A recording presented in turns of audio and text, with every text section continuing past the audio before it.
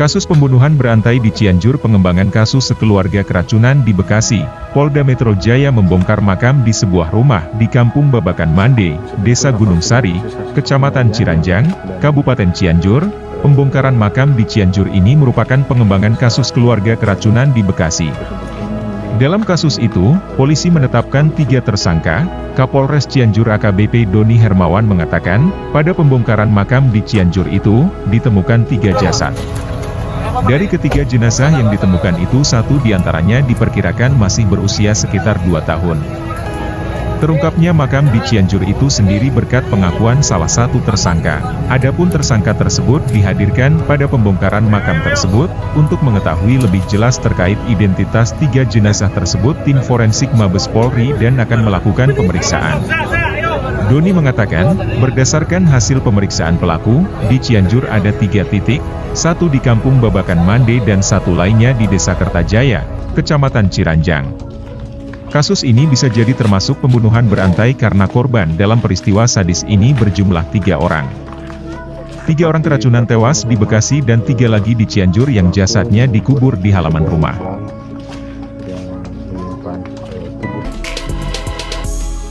Jangan lupa like, subscribe, dan share ya. Kolaborasi interprofesi Polda Metro Jaya sedang dan terus melakukan pendalaman tentang pembunuhan berantai ini. Setelah dilakukan pemeriksaan, sejak pagi tadi tim Polda Metro Jaya langsung menindaklanjuti temuan fakta baru ke Cianjur, tim ke Cianjur kan bersama tim kedokteran forensik bersama Sifor dan tim Lafor. Di sana ditemukan ada 3 lubang di Cianjur. Enggak, pagi biasa. Nggak mungkin. Lubang pertama berisi kerangka anak kecil, diduga atas nama Bayu, umur 2 tahun, di samping rumah pelaku Dula atau Soleh. Lubang kedua berisi 2 kerangka tulang yang ditemukan dalam 1 lubang, diduga atas nama Noneng dan Wiwin. Nah, tapi untuk membuktikan ini semua tentu proses identifikasi primer, pemeriksaan DNA dan sebagainya, karena ada yang sudah meninggal 2 tahun lebih, ada yang baru 2 bulan. Tentu proses-proses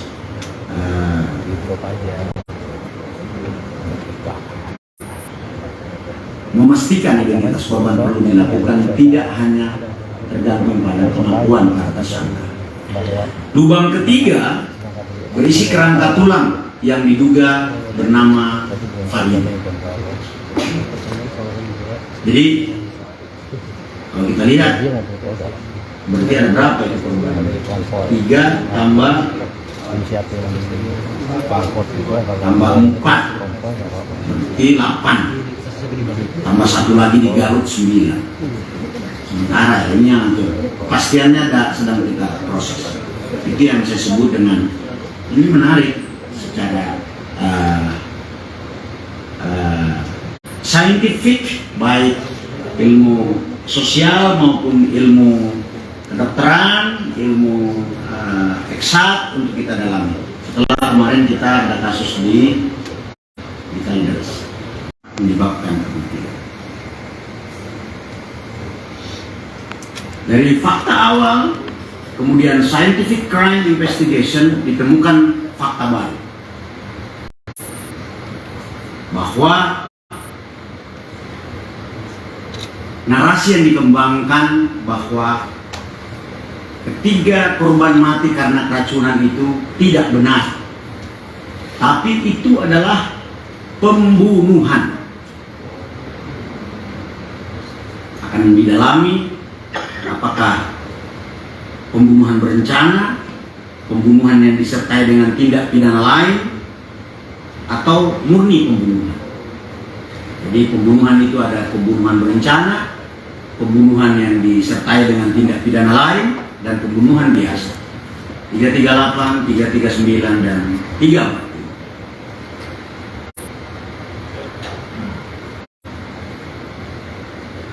Setelah fakta-fakta saintifik, olah TKP, hasil lapor, hasil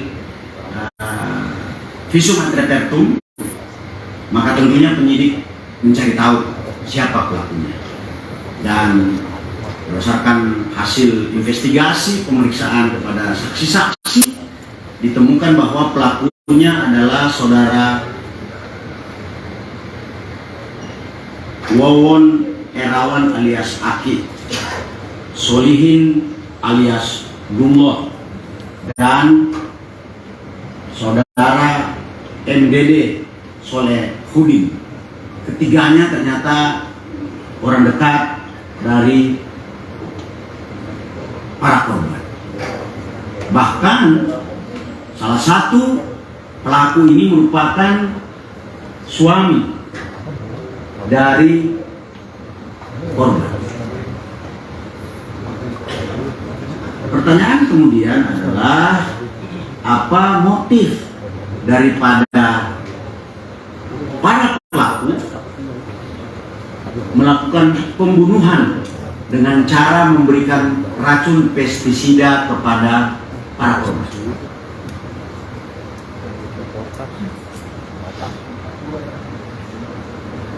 Ada sebuah fenomena ini akan menjadi pembelajaran sosial buat kita semua, dan mohon teman-teman media menyampaikan kepada masyarakat bahwa para pelaku ini berdasarkan pengakuan melakukan sebuah perjuangan pembunuhan. Bahasanya mereka, perjuangan pembunuhan.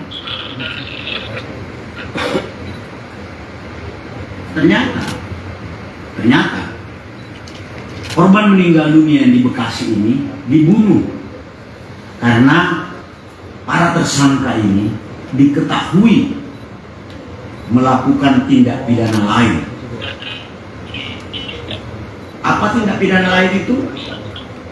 Mereka melakukan serangkaian pembunuhan atau biasa disebut dengan serial killer dengan modus operandi, dengan motif janji-janji yang dikemas dengan kemampuan supranatural untuk membuat orang menjadi sukses atau kaya. Jadi keluarga dekatnya ini dianggap berbahaya karena mengetahui bahwa dia melakukan tindak pidana lain dalam bentuk pembunuhan dan penipuan kepada korban-korban lain. Jadi perjuangan pembunuhan dalam konteks para pelaku sebenarnya endingnya adalah bagaimana mengambil uang daripada korban yang terkena tipu daya. Nanti akan dijelaskan lebih lanjut oleh tim penyidik hadir dan Pak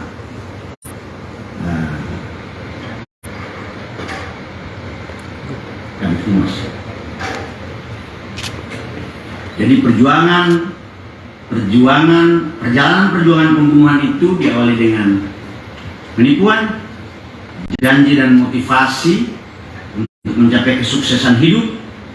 Setelah para korban yang menyerahkan harta bendanya, lalu kemudian para korban dihilangkan, termasuk saksi-saksi yang mengetahui